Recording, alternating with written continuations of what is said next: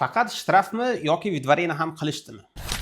Oxirgi vaqtlarda ko'pchilik bizga shunday murojaat qilmoqda. Politsiya bo'limiga olib borishgan, jarima qilishgan va 10 kun ichida chiqib keting degan. Ba'zi holatlarda esa chegaradan chiqib, qaytib kirib yangi hujjat qiling.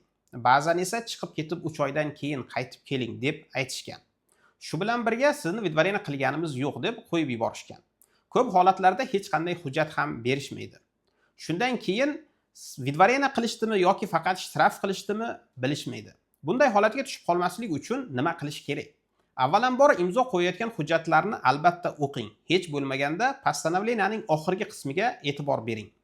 Agar shtraf bez administrativniy vidvareni deb yozilgan bo'lsa, demak sizni vidvareni qilishmagan. Agar shtraf s administrativniy vidvareniем deb yozilgan bo'lsa, demak sizni vidvareni qilishgan. Va sizga Подпункт 2.1 statiya 27.114 bilan 5 yilga zapret qo'yiladi. Muhimi shundaki, bunday постановленияларni faqat 10 kun ichida обжаловать qilish mumkin. Agar shu muddat o'tib ketsa, keyinchalik uni bekor qilish juda qiyin yoki umuman imkoni bo'lmaydi. Bu narsalardan xabardor bo'lishlari uchun bu videoni yaqinlaringiz bilan ulashing va kanalimizga obuna bo'ling.